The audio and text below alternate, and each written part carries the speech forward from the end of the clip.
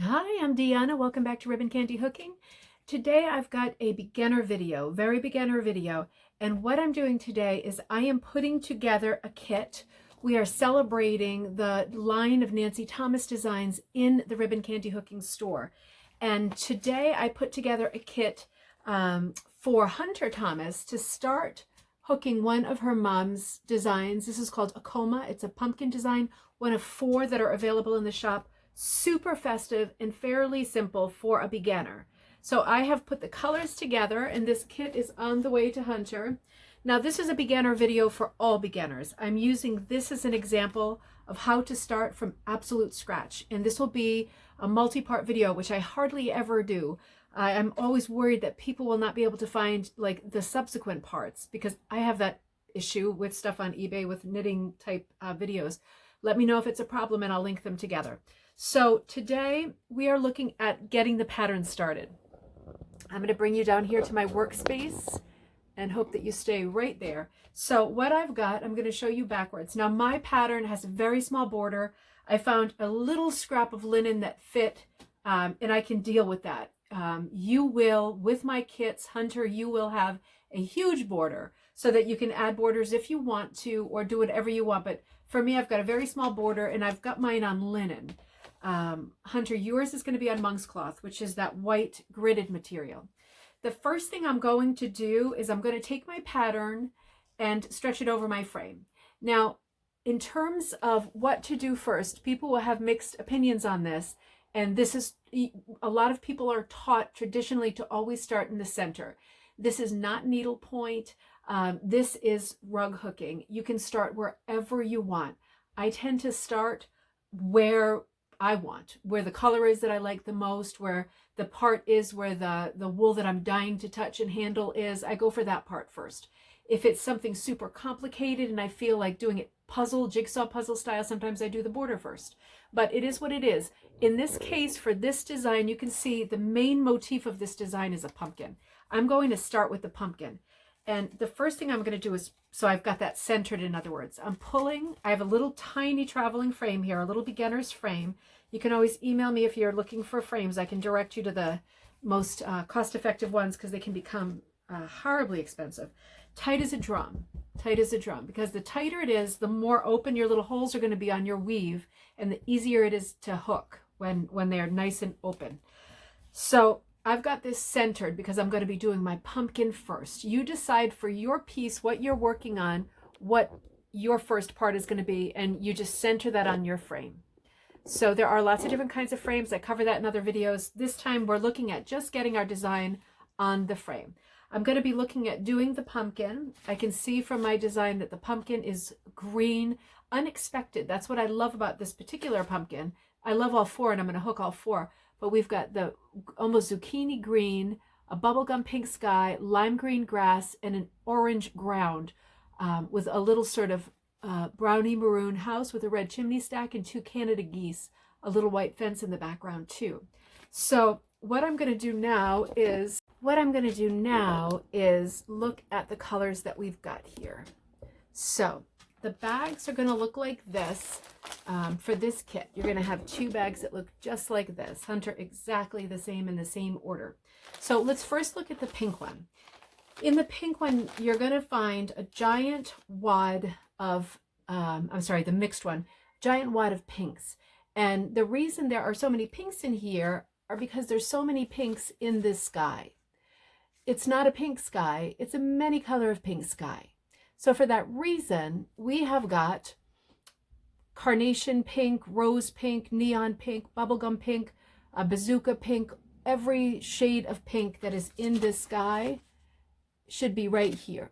And that's the part about rug hooking that makes it exciting and different, is that when you have a picture like this and you see all of the possibilities in the sky, little bits of yellow, little bits of dark and light, you can translate that with a little bit of variation in your colors. You do the best you can. Some people are more inclined to do coloring, very sort of impressionistic style, splashes of color like pointillism. Some people like it to be shaded perfectly to blend and be very realistic. Your style might be something in between. Each person has a style. So this is the way that with rug hooking, we color by number, is we look at the colors that we've got when we start looking at the picture, and we're going to do the stuff together and say, okay, well, there's a really dark pop on top of the stalk and there's a light pop behind the geese.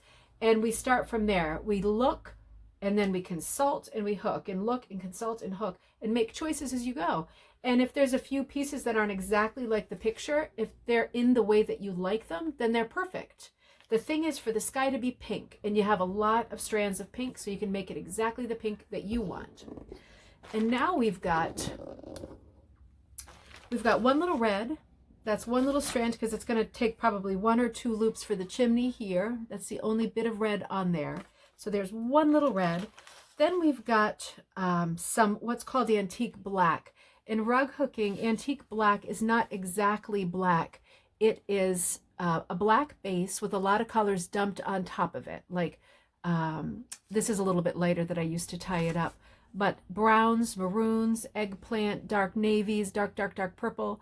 There is very little black in this composition. There's a little bit punctuating the roof line and on the Canada geese, but very small amounts. And for that reason, there's very few strands of black in here. You can see some of them are a bit toward purple. Antique black. Now these, if you notice, are cut differently than these. Your pinks are all 8s because those are big, broad, wide strips for a big, broad, open, wide area, which is the sky. But these are cut to number 5. It's a much thinner strip, and that is because where you need to put them in the picture is a much smaller, finer area. You have a tiny little space to get a few loops in to make that read as a Canada goose. So for that reason, I've cut these strips a little bit more narrow so you have a better chance of making your shape without too much trouble. When you get a rug hooking kit, or if you are kitting your own design, make sure that you know it's good to have a primitive cut like an 8 because you can fill in space fast and easy. You can get a lot of movement with an 8 because the direction of it really shows. They're wide and they really show. At the same time, if it becomes too wide using an 8 for small parts like the Canada geese, if you don't have a number 5 cutter, you can just cut your strips with a pair of scissors and make them thinner and more narrow. And to be able to work those little fine areas better, just cut them with scissors. No magic. So then I have the whites, and you can see there's a few places in the design where there is white.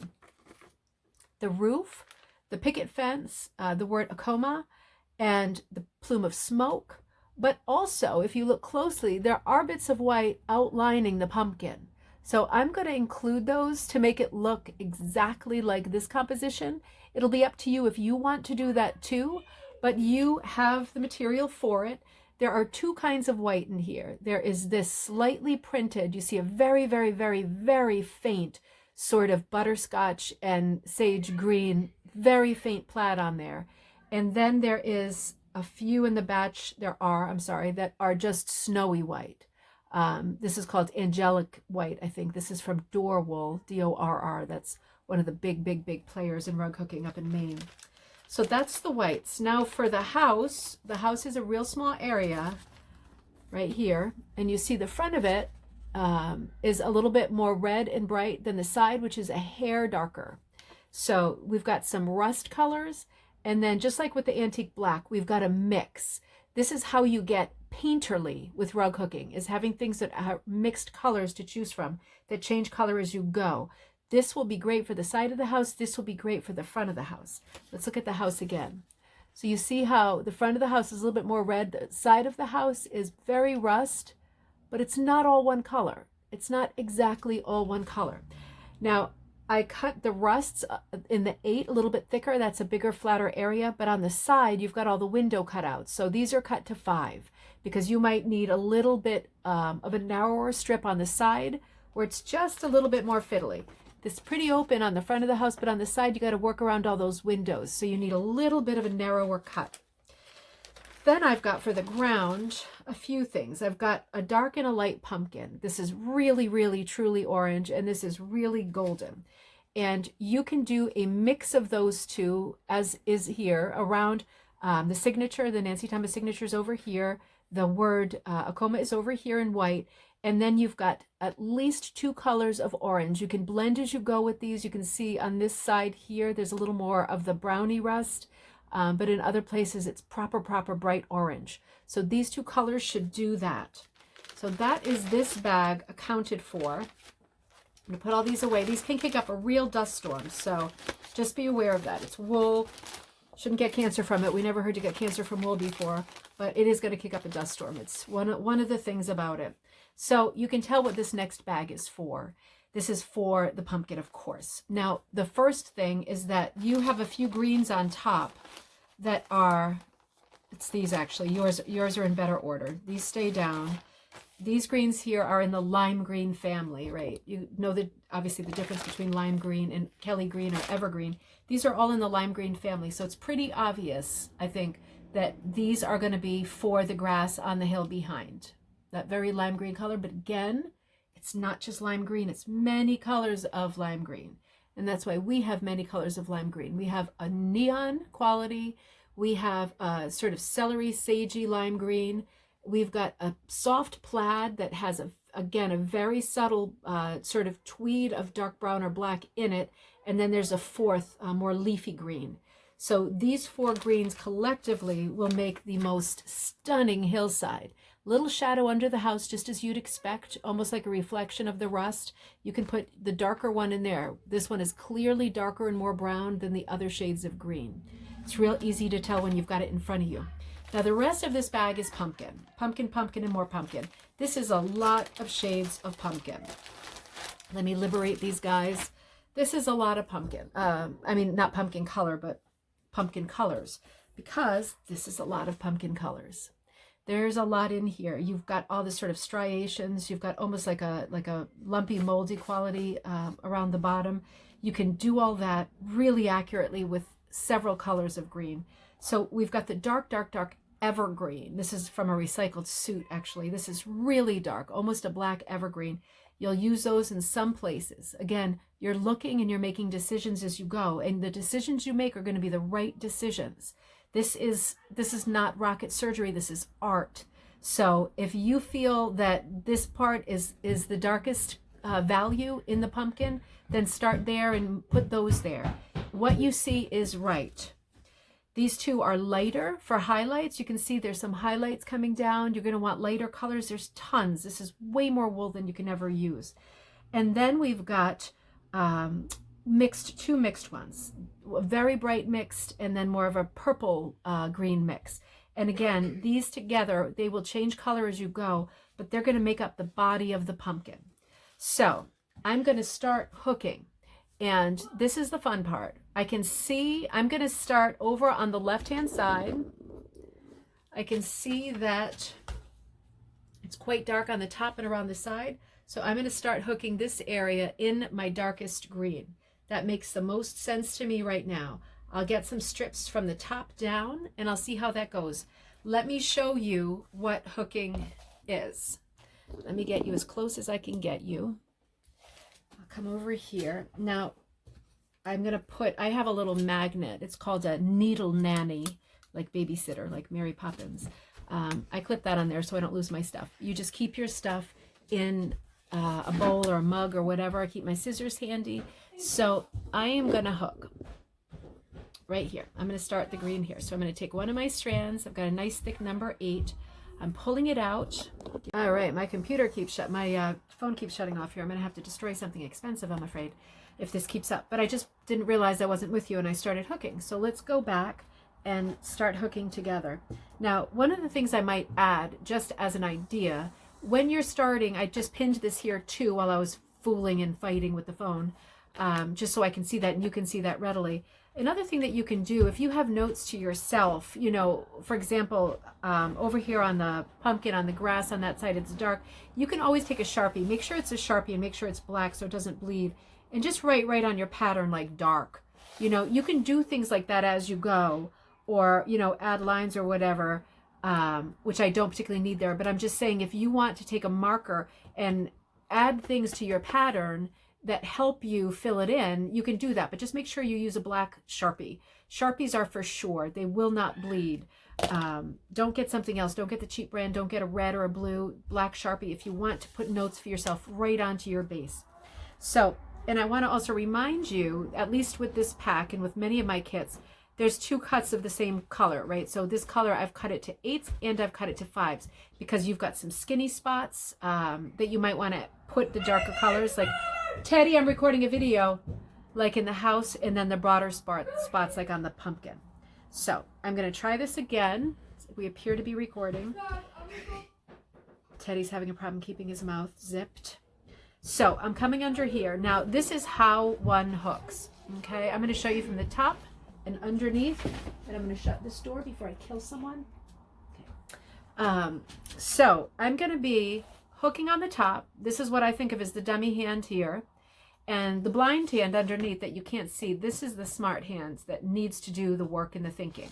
This hand's like a robot going like this: hook, hook, pull, loop, pull, loop, pull, loop.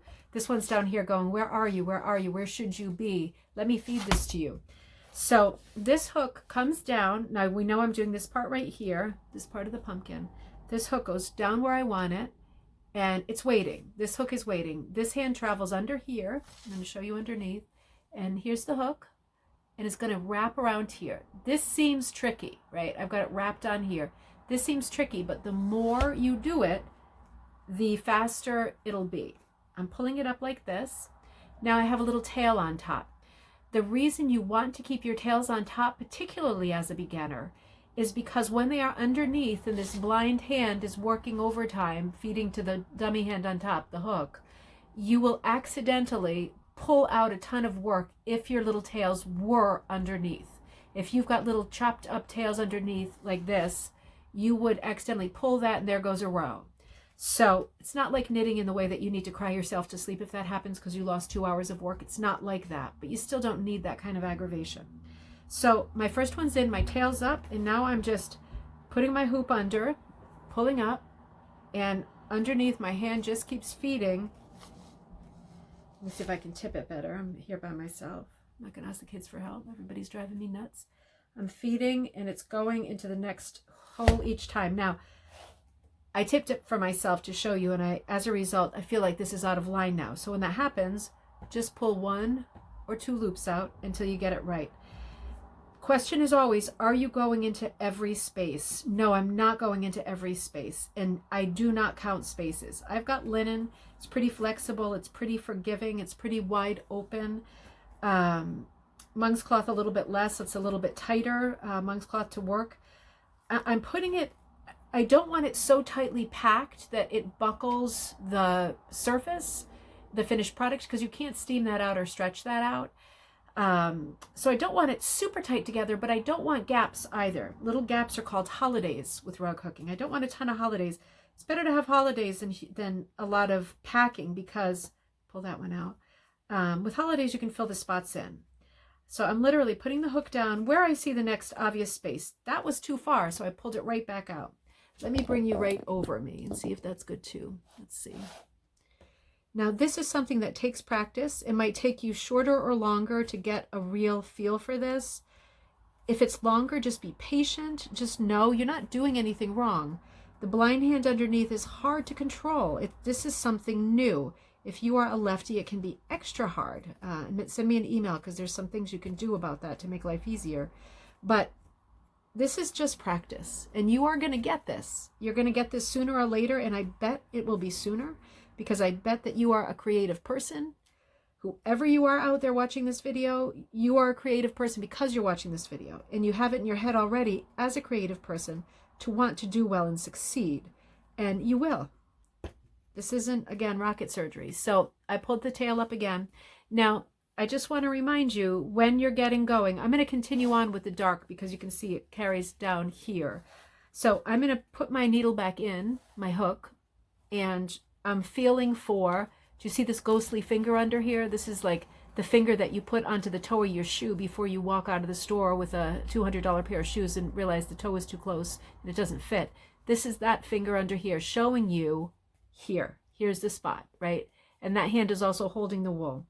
He's coming back up. You can come up in the same hole as the tail if you want. If you have a long tail like that, just clip it. A lot of people say don't clip as you go. Please clip as you go. Otherwise, you've got a complete pig's breakfast of tails, and it's going to look like bad, and it's going to put you off and frustrate you. So cut as you go, clip as you go. Make sure you can see where your work is and what you're doing. I'm going to get into the edge of my frame here, so I'm going to stop with that in a minute. But I think first I'm going to show you, I'm just going to hook in real quick right next to it. I haven't finished this strand, but I got one of my multicolors right here. Let's hook one of those in. I can see it's darker and more gray up here. So I'm finding there's usually a right and wrong side with dye. This side is a bit more colored. So again, the ghostly hand is underneath, figuring out, there it is, there it is. That's where I want to be. Putting that in, pulling it up, and I'm just hooking right alongside it. Don't pack loop to loop. Don't pack side to side. You can anticipate there's going to be a row next to the row you've just done. The loops are going to hold themselves up front to back, loop to loop, but also side to side. And you can see how pretty the colors are when you start getting a color next to another color. If the first row is a little bit longer than the second row, if the second row is a little bit longer than the first row, don't cry yourself to sleep. It's fine. You can tug on them a little if it drives you crazy. This one's a little low. But you know what? Don't let it drive you crazy. There are more things on heaven and earth, Horatio, right? Don't let these little things drive you crazy. If this was really rug hooking, we would be sitting in the dark with a rush light and a dirt floor, and our husband or brother would be bending a nail for us to hook with, to make rugs. It's not that. So don't take it too seriously. I'm going to turn off the thing and take Teddy to do something at school. And when I come back, I'm going to have filled in the side of this pumpkin in green and a couple more rows, because I'm going to be looking at my picture and I'm going to be looking at my greens and be making choices about where in this picture I want the next color to go and which of these colors best represents what I'm trying to do with the picture. So when I come back on, I will be doing the same technique, putting my hook in, wrapping underneath, pulling up a loop, trying to keep it pretty even, trying to keep it pretty together, but also not driving myself crazy, because that's not what this craft is about. Make it nice and perfect according to your definition of perfect. If your definition of perfect is a little bit wild and rough and uneven, then make it perfect that way. If your idea of perfect is absolutely symmetrical and exact, then make it perfect that way.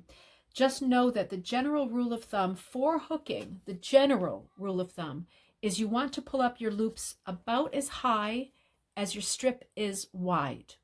Now that will become tricky when you've got 5s and 8s. You want to pull them up pretty even in general, especially as a beginner before you get into doing texture and stuff. You want them to be pretty even. So try to pull up about as wide as the number 8. So about this high off the backing. And good luck, get pumpkining, get some of your lines going, and I will see you soon.